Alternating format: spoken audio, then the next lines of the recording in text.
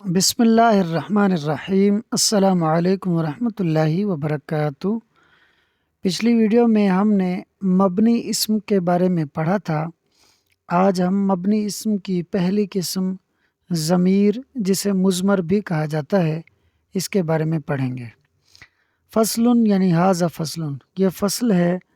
المضمر، مضمر یعنی کہ ضمیر، اسم، ایسا اسم ہے، وضع، جسے بنایا گیا ہو، لیدل، تاکہ وہ دلالت کرے، علی متکلم، ایسے متکلم پر، او مخاطب، یا ایسے مخاطب پر، او غائب، یا ایسے غائب پر، تقدم ذکرہ، گزر چکا ہو جس کا ذکر، لفظاً، لفظی طور پر، او معنن، یا معنوی طور پر، او حکماً، یا حکمی طور پر۔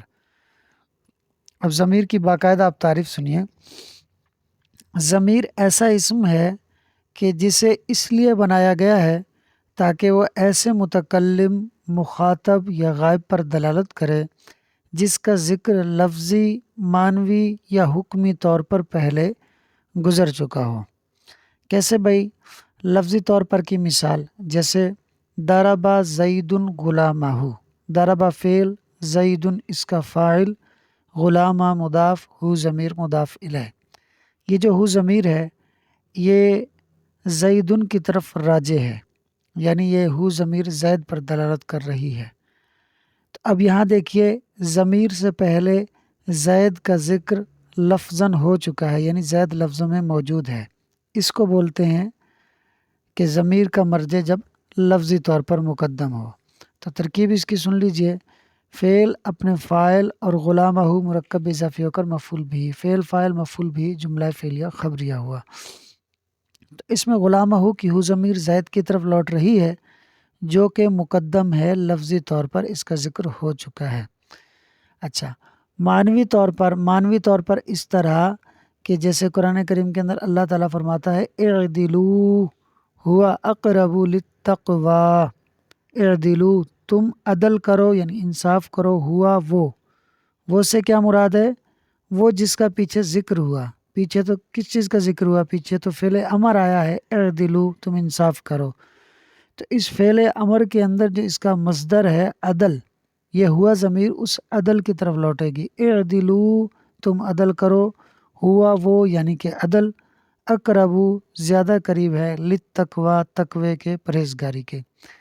تو اب یہاں معنوی طور پر ہوا ضمیر جو ہے یہ اعدلوا کے اندر جو مصدر ہے اس کی طرف لوٹ رہی ہے۔ تو ہوا ضمیر کا مرجع یہاں لفظی طور پر تو نہیں ہے، لیکن معنن ہے، معنی کے اعتبار سے سمجھا جا رہا ہے کہ فعل امر کے اندر جو مصدر ہے عدل کا، یہ اس کی طرف لوٹ رہی ہے۔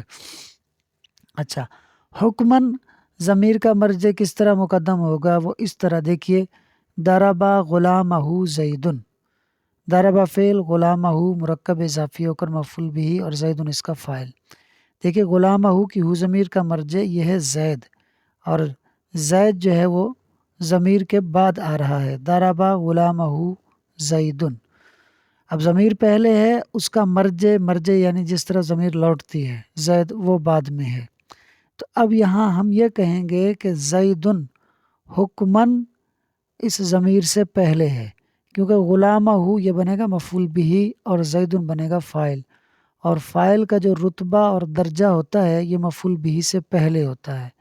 تو لفظوں میں اگرچہ زیدن غلامہ کی ہو ضمیر کے بعد ہے، لیکن چونکہ اس کا رتبہ پہلے آتا ہے تو حکمی طور پر ہم یہ کہیں گے کہ ہو ضمیر کا مرجع جو زید ہے حکمن یہ مقدم ہے۔ امید ہے کہ آپ کو لفظاً، معنی اور حکمن کا مطلب سمجھ میں آ گیا ہوگا۔ ہوا اور وہ یعنی کہ ضمیر علی قسمینی، دو قسموں پر ہوتی ہے۔ متصل، متصل یعنی ضمیر متصل کیا ہوتی ہے یہ خود ہی آگے تعریف بھی بیان کر رہے ہیں۔ ہوا اور وہ یعنی متصل یعنی ضمیر متصل، ما وہ ضمیر ہوتی ہے، لا یستعمل وحدہ، استعمال نہیں کیا جاتا جسے اکیلے، یعنی جو اکیلے استعمال نہیں ہوتی وہ ضمیر متصل ہوتی ہے۔ اس کو ضمیر متصل اس لیے کہتے ہیں کیونکہ یہ اپنے عامل کے ساتھ متصل ہوتی ہے، ملی ہوئی ہوتی ہے۔ تو جب یہ اپنے عامل سے ملی ہوتی ہے جبھی تو اس کو متصل کہا جاتا ہے، اسی لیے یہ اکیلے استعمال نہیں ہوتی۔ تو ضمیر متصل اس کی قسمیں ہیں، کہتے ہیں اما مرفوع، یا تو وہ ضمیر جو متصل ہے وہ مرفوع ہوگی۔ کیسے بھائی؟ نحو جیسے ضربت الی ضربنا۔ اچھا، عموماً جو ہم گردان صرف کے اندر یاد کرتے ہیں وہ یوں یاد کرتے ہیں کہ غائب کے پہلے سیغے سے لے کر سیغہ جمع متکلم تک پڑھتے ہیں، جیسے ضربا ضربا ضربو ضربت ضربتا ضربنا ضربتا ضربتما ضربتم ضربتی ضربتما ضربتنا ضربتو ضربنا، یوں پڑھتے ہیں۔ ضربا سیغہ واحد مذکر غائب سے لے کر ضربنا سیغہ جمع متکلم تک آتے ہیں، 14 سیغے۔ لیکن یہاں صاحب کتاب نے کس طرح بیان کیا ہے؟ انہوں نے پہلے واحد متکلم کا سیغہ بیان کیا ہے، نحو ضربتو الی ضربنا۔ تو اب یہ گردان یوں بنے گی، حاشیے کے اندر انہوں نے بیان بھی کیا اس بات کو، ضربتو ضربنا ضربتا ضربتما ضربتم ضربتی ضربتما ضربتنا۔ پہلے متکلم کے سیغے ہو گئے 2، پھر 6 حاضر کے سیغے ہو گئے، اب غائب کے، ضربا ضربا ضربو ضربت ضربتا ضربنا۔ تو اس ترتیب سے انہوں نے کیا ہے کہ پہلے واحد متکلم کا سیغہ بیان کیا ہے، اس سے متکلم کے سارے سیغے بیان ہو گئے، پھر حاضر کا سیغہ واحد مذکر حاضر کا بیان کیا، اس سے پھر جمع مؤنث حاضر تک سارے سیغے بیان ہو گئے، پھر واحد مذکر غائب کا سیغہ بیان ہوا ضربا، تو اس سے لے کے پھر جمع مؤنث غائب ضربنا، یہاں تک یہ سارے سیغے ہو گئے۔ اب دیکھیے ان کے اندر جو ضمیر استعمال ہو رہی ہے، جو ضمیر مرفوع ہے متصل ہے، دیکھیں ضربا کے اندر ہوا ہے، یہ ضربا کے اندر ملی ہوئی ہے، اس سے متصل ہے۔ ضربا اس میں الف تثنیہ ہے، ضربو اس میں واو جمع ہے، ضربت اس کے اندر ہیا ہے، ضربتا اس میں الف تثنیہ ہے، ضربنا اس میں نون جمع ہے، یہ ساری ضمیریں ہیں۔ ضربتا میں تا ہے، ضربتما میں تما ہے، ضربتم میں تم ہے، ضربتی میں تی ہے، ضربتما میں تما ہے، ضربتنا میں تنہ ضمیر ہے، ضربتو میں تو ضمیر ہے، ضربنا اس کے اندر نا ضمیر ہے۔ تو یہ جتنی ضمیریں میں نے آپ کو بتائی ہیں یہ ساری ضمیریں متصل ہیں، یہ فعل کے ساتھ ملی ہوئی ہیں، اور یہ ضمیر مرفوع ہیں، ضمیر مرفوع متصل۔ تو جو ضمیر متصل ہے اکیلے استعمال نہیں ہوتی، یہ یا تو مرفوع ہوگی جیسے ضربتو سے ضربنا تک، او منصوب، یا وہ ضمیر منصوب ہوگی یعنی منصوب متصل ہوگی، نحو جیسے ضربنی الی ضربہن۔ اب یہ کس طرح بنے گی؟ دیکھیے ضربنی صیغہ واحد متکلم، ضربنا صیغہ جمع متکلم۔ تو ضربنی کے اندر یا ضمیر ہے اور ضربنا کے اندر نون الف زبر نا یہ ضمیر ہے، یہ دونوں ضمیر منصوب متصل ہیں۔ اس کے بعد پھر ضربا کا میں کا، ضربکما میں ضربکما میں کما، ضربکم میں کم، ضربکی میں کی، ضربکما میں کما، ضربکنہ میں کنہ، اور ضربہو میں ہو، ضربہما میں ہما، ضربہم میں ہم، ضربہا میں ہا، ضربہما میں ہما، ضربہن میں ہنہ۔ یہ جو میں ان کے اندر یعنی ضربہ میں ہو، ضربہو کے اندر ہو، میں ہو، میں ہما، میں ہم، یہ جو بتا رہا ہوں یہ ساری ضمیر منصوبیں اور متصل ہیں، یہ فعل کے ساتھ ملی ہوئی ہیں۔ اچھا، یہ فعل کے ساتھ جو ملی ہوئی ضمیریں تھیں اس کی مثال تھی۔ اب جو حرف مشبہ بالفعل یعنی حرف سے جو ملی ہوئی ضمیر ہے وہ بیان کر رہے ہیں، جیسے اننی سے الا انہن، یعنی اننی، اننا، انکا، انکما، انکم، انکی، انکما، انکنہ، انہو، انہما، انہم، انہا، انہما، انہن۔ ان حروف مشبہ بالفعل کے آخر میں جو ساری ضمیریں آئی ہیں یہ ساری کی ساری ضمیریں منصوب متصل ہیں کیونکہ یہ حروف مشبہ بالفعل کے ساتھ ملی ہوئی ہیں۔ او مجرور، یا پھر وہ ضمیر مجرور متصل ہوگی، کیسے بھئی؟ جیسے غلامی ولی الا غلامہن ولہن۔ اچھا، غلامی کے اندر یا ضمیر ہے مجرور متصل کی اور یہ ملی ہوئی ہے غلام اسم کے ساتھ۔ اب کس طرح بنے گی اس کی گردان؟ غلامی غلامنا، غلامی کے اندر یا، غلامنا میں نا، اور غلامو کا میں کا، غلامو کما میں کما، غلامو کم میں کم، غلامو کی میں کی، غلامو کما میں کما، غلامو کنہ میں کنہ، غلامو ہو میں ہو، غلامو ہما میں ہما، غلامو ہم میں ہم، غلامو ہا میں ہا، غلام ہما میں ہما اور غلام ہن میں ہن، یہ ضمیر مجرور متصل ہیں۔ اسی طرح لی، اب دیکھیے یہ جو لی ہے اس کے اندر لام حرف جار ہے اور آخر کے اندر جو یا ضمیر ہے یہ ضمیر مجرور متصل ہے۔ اب یہ کس طرح ہوگی؟ لی کے اندر یا، لنا کے اندر نا، لکا کے اندر کا، لکما میں کما، لکم میں کم، لکی میں کی، لکما میں کما، لکنہ کے اندر کنہ، لہو کے اندر ہو، لہما میں ہما، لہم میں ہم، لہا میں لہا میں ہا، لہما میں ہما، لہن میں ہن۔ یہ ساری ضمیریں مجرور متصل ہیں کیونکہ حرف جار کے ساتھ آ رہی ہیں۔ اچھا جی، ومنفصل، یہ ضمیر کی دوسری قسم ہے۔ پہلی قسم بیان کی ضمیر یا تو متصل ہوگی، جب متصل ہوگی تو اس کے اندر پھر انہوں نے دو قسمیں بیان کی، تین قسمیں بیان کی ہیں۔ کون کون سی؟ ضمیر مرفوع متصل ہوگی، ضمیر منصوب متصل ہوگی اور ضمیر مجرور متصل ہوگی، یہ تینوں بیان کر دیں۔ اب جو بیسیکلی بنیادی طور پر ضمیر کی دو قسمیں تھیں، متصل اور منفصل، اب منفصل بیان کر رہے ہیں۔ وہ ہوا، اور وہ یعنی کہ منفصل، ما وہ ضمیر ہوتی ہے یستعمل وحدہ، جس کو استعمال کیا جاتا ہے اکیلے۔ اب یہ ضمیر مرفوع منفصل یہ بھی دو طرح سے ہوتی ہے، اما مرفوع، یا تو یہ مرفوع ہوگی یعنی ضمیر مرفوع منفصل ہوگی، کیسے بھئی؟ نحو انا الہن، اب اس میں بھی وہی کیا، واحد متکلم سے لے کر جمع مؤنث غائب تک انہوں نے گردان چلائی ہے، یعنی انا نحنو، انتا انتما انتم، انتی انتما انتن، ہوا ہما ہم، ہیا ہما ہن، یہ 14 سیغے ہو گئے ضمیر مرفوع منفصل کے۔ او منصوب، یا پھر ضمیر منفصل جو ہے وہ منصوب ہوگی، کیسے بھائی؟ نحو ایایا الہن، ایایا ایانا، ایاکا ایاکما، ایاکم ایاکی، ایاکما ایاکن، ایاہو ایاہما، ایاہم ایاہا، ایاہما ایاہن، یہ 14 سیغے ہو گئے۔ تو تین ضمیریں متصل کی ہیں، مرفوع متصل، منصوب متصل، مجرور متصل، اور دو ضمیریں منفصل کی ہیں، مرفوع منفصل اور منصوب منفصل۔ ہر ضمیر کے اندر ہوتے ہیں 14 سیغے، اور یہ ہو گئی 5 ضمیریں۔ 14 کو 5 سے جب آپ ضرب دیں گے تو یہ ضمیریں بنے گی 60، فذالک 60 ضمیرا، تو یہ ہو جائیں گی 60 ضمیریں، یہ 60 ضمیریں ہیں۔ وعلم، آپ جان لیجئے، ان المرفوع المتصل، کہ بے شک ضمیر مرفوع متصل خاصتاً خاص طور پر، یکون مستترن پوشیدہ ہوتی ہے، چھپی ہوتی ہے، مستترن معنی چھپی ہوتی ہے، پوشیدہ ہوتی ہے، فی الماضی للغائب والغائبتی، فعل ماضی میں واحد مذکر غائب اور واحد مؤنث غائب میں، کیسے؟ کضربا ای ہوا، ضربا کے اندر ہوا ضمیر مرفوع متصل ہے، اور ضربت اس کے اندر ہیا ضمیر، یہ ضمیر مرفوع متصل ہے۔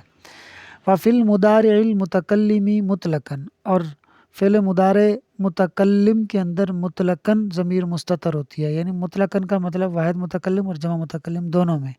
نحو اضربو ای انا، اضربو کے اندر انا ضمیر مستتر ہے، نضربو اس کے اندر نحن ضمیر مستتر ہے۔ وللمخاطبی، اور فعل مضارع مخاطب میں کتضربو اس کے اندر انت ضمیر متصل ہے، مستتر ہے۔ وللغائبی والغائبتی، اور فعل مضارع صیغہ واحد مذکر غائب اور صیغہ واحد مؤنث غائب، جیسے یضربو کے اندر ہوا اور تضربو کے اندر ہیا، ان صیغوں کے اندر ضمیریں جو ہے وہ مستتر ہوتی ہیں، یعنی ضمیر مرفوع متصل مستتر ہوتی ہے۔ وفی الصفتی، اور صفت کے اندر، اب صفت سے کیا مراد ہے خود ہی بیان کر رہے ہیں، اعنی میرا مطلب اسم الفاعل والمفعول وغیرہما مطلقاً، یعنی اسم فاعل، اسم مفعول، صفت مشبہ، اسم تفضیل، ان کے اندر مطلقاً ضمیر مستتر ہوتی ہے، یعنی ضمیر مرفوع متصل ان کے اندر مطلقاً مستتر ہوتی ہے، پوشیدہ ہوتی ہے۔ مطلقاً کا مطلب یہ ہے اسم فاعل مذکر ہو یا مؤنث ہو، واحد ہو، تثنیہ ہو یا جمع ہو، اسی طرح اسم مفعول ہے، اسی طرح صفت مشبہ ہے، اسی طرح اسم تفضیل ہے، ان کے اندر مطلقاً ضمیر مستتر ہوتی ہے، پوشیدہ ہوتی ہے، جیسے داربن کے اندر ہوا، داربانی میں ہما، داربونا کے اندر ہم، داربتن کے اندر ہیا، داربتانی کے اندر ہما، اور دارباتن کے اندر ہن۔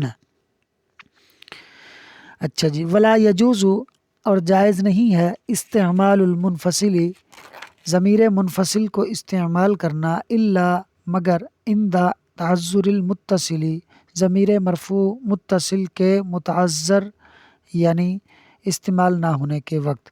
جب ضمیر مرفوع متصل کا مرفوع ہے یا صرف منفصل ہے، ضمیر منفصل کو استعمال کرنا جائز نہیں ہے مگر متصل کے استعمال کے مشکل ہونے کے وقت. جب ضمیر متصل کو استعمال کرنا مشکل ہو جائے تو اس وقت پھر ضمیر منفصل استعمال کی جائے گی، ورنہ ضمیر متصل ہی استعمال کی جائے گی. تعذر کی مثال کیا ہے؟ کہ ایاک نعبد، جیسا کہ ایاک نعبد. اس کے اندر دیکھیے ایاک، یہ ضمیر منفصل ہے اور اس کا عامل نعبد فعل ہے جو بعد میں آ رہا ہے.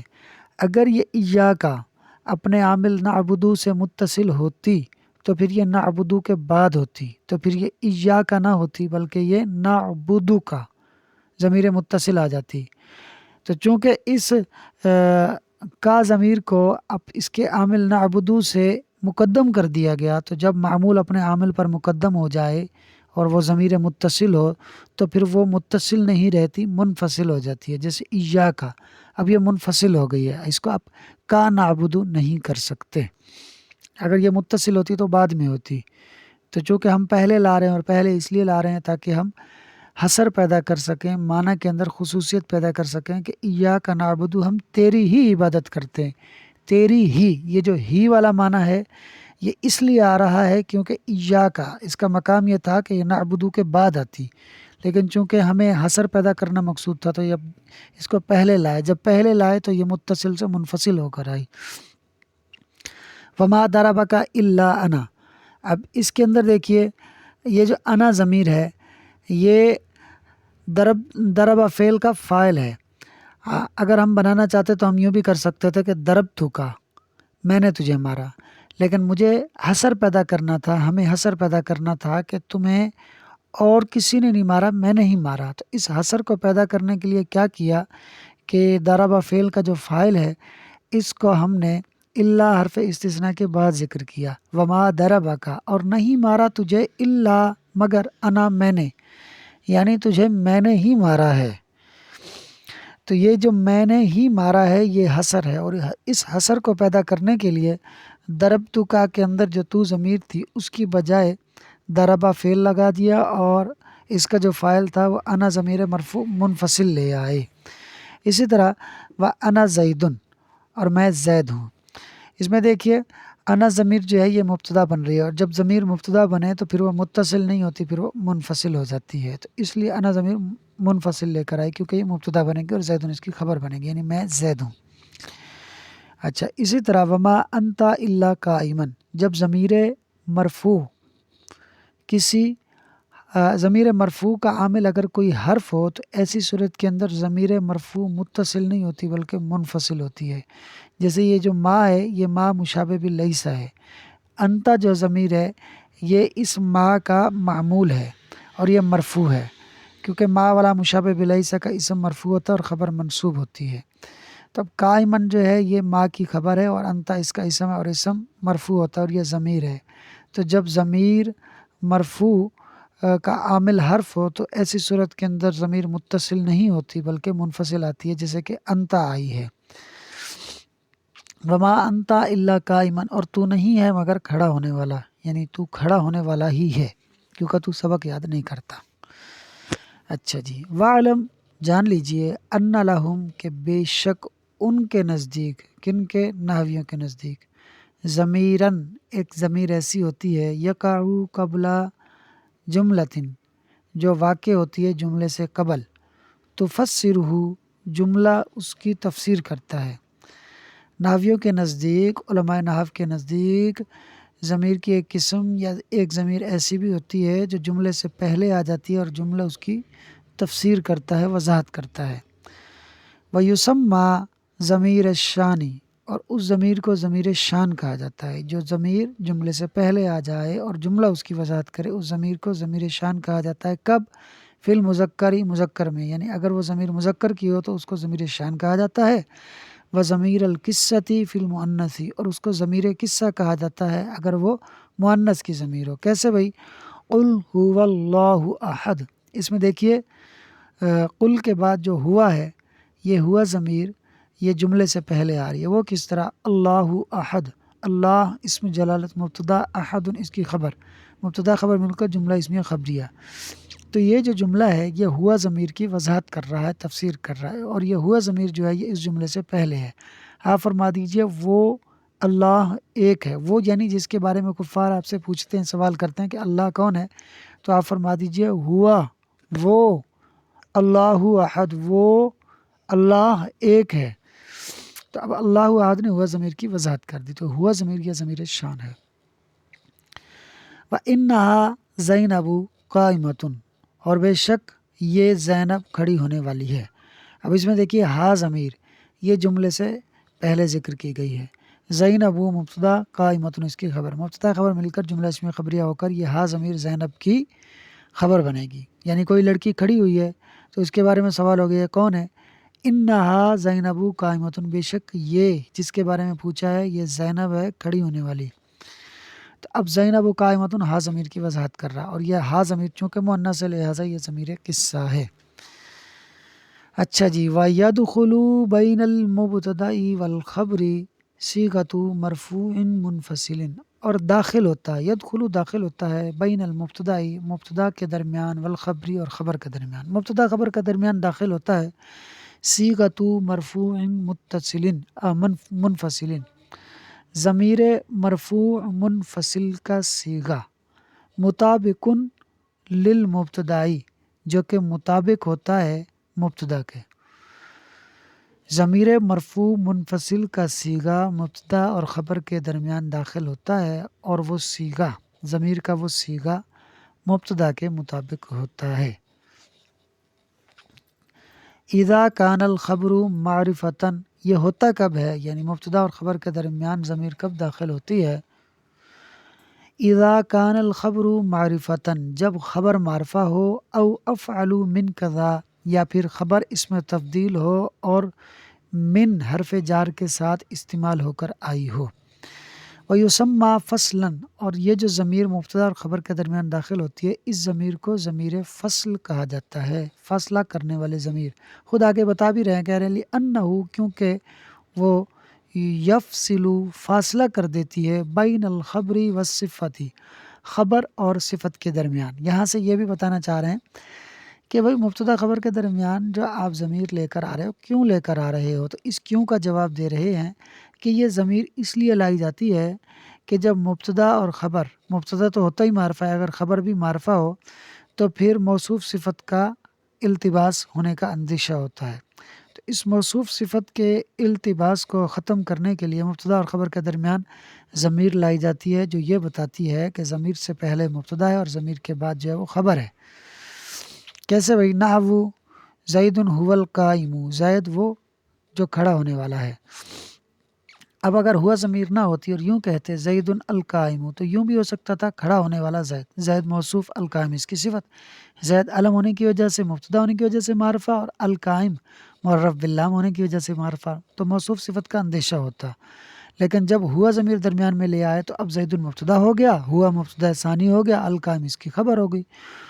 اب ہوا موصوف ہو نہیں سکتی کیونکہ ضمیر نہ موصوف ہوتی ہے نہ صفت ہوتی ہے، تو ہوا مبتدا، القائم اس کی خبر، مبتدا خبر مل کر جملہ اسمیہ خبریہ ہو کر اب یہ زیدن کے لیے خبر بن جائے گا۔ اب سوال اگر ہو جائے کہ ہوا القائم، یہ مبتدا خبر جملہ اسمیہ خبریہ ہو کر یہ بھی تو زیدن کی صفت ہو سکتا ہے، تو جناب جب جملہ بن جاتا ہے تو جملہ نکرہ کے حکم میں ہوتا ہے، اسی لیے نکرہ کے بعد جملہ آ جائے تو اس کی صفت واقع ہوتا ہے۔ تو ہوا القائم جملہ اسمیہ خبریہ ہو کر اب یہ ہو گیا نکرہ، جب یہ نکرہ ہو گیا تو یہ زیدن مبتدا کی خبر بن جائے گا آرام سے۔